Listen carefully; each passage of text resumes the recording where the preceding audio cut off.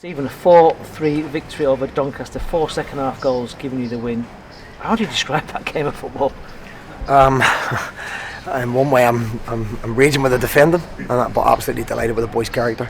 You know, it was funny. I came in at half time and I didn't rant and rave at them. And I can go that way as well, but I just felt we were passing the ball for the first time in 6 weeks. We were creating chances, but they went forward 3 times, 2 set plays, and they score.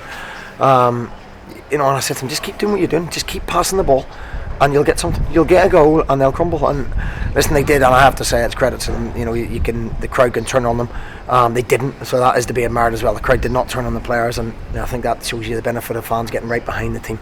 And once they got a glimmer of hope, I just thought they showed the composure. We didn't go long and chase the game too early, because we can't play long. We've got nobody that wins headers, and we've got nobody that is physical, so we need to pass the ball. So I'm delighted for them. I think it's a big result. Psychologically, it's a big result, and it shows that we are a good football side. We can't defend. That's the reality. We can't defend at the minute, and we have to try and change that if we're to stay in this division. But somebody shouted at me at half time, "You're ruining this football club." I'm not sure too many times Morecambe have seen a game like that at this level in League One, where there's 4-3 and a team that passed the ball as well and created them as many chances. So it's nice to prove people wrong. It was nice the second half that your players just took it by the scruff of the neck. They knew they had to do something different, and they did it. Yeah, it's a massive challenge. I've been there as a player myself, where I think I've been 5 and 6-0 down at half time, and you're playing for pride, but I didn't feel it was that. We sat in the coach's room at half time and said, I'm not going to roast them, I'm going to make a couple of little tweaks and changes, but they've actually passed the ball well. They've created chances. We should have had 2 or 3 first half, and we've done the exact same second half. But when you play on the front foot and you go at teams and you press teams at this level, you can make chances and create goals, and we've done that, and we should have had more. You know, there's more chances. I'm not sure Doncaster had a chance second half. You know, outside the 3 opportunities they had first half, which we need to sort that out. Let's not get away from that. We need to bring people in that, you know, can defend better. But as a whole, as a team, the 11, 13 that came on, it was fantastic character.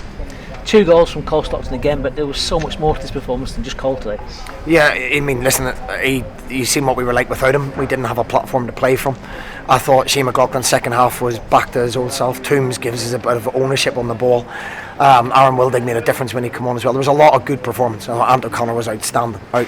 You know, he's carried the team a lot of the season. He's had different partners, different people to play with, and he had a real captain's performance today. But you know, to a man, they're to be admired, because that's not easy. I think people think it's easy to take stick and take criticism.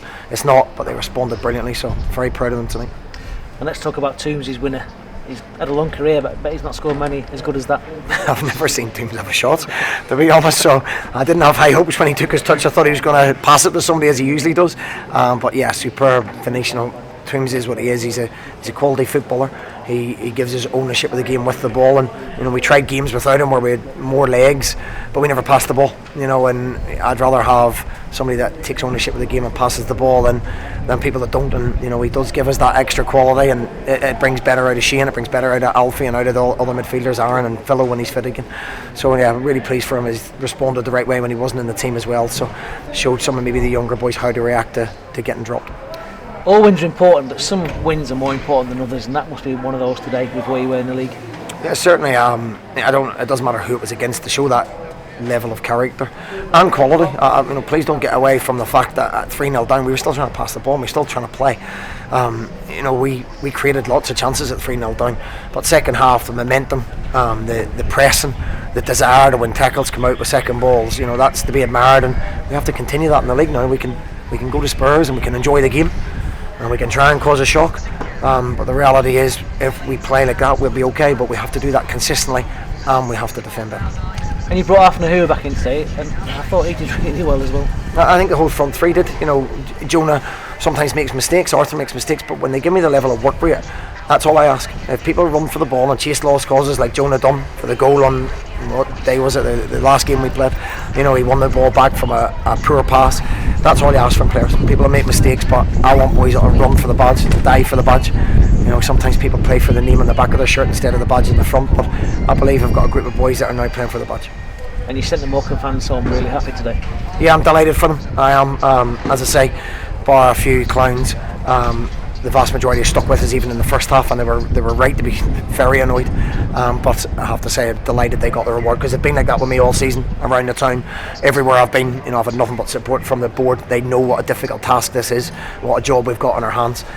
So I'm really, really delighted for them, and it just shows as a set of fans, if you stick by players, they can surprise you and they can achieve way above what they probably should do.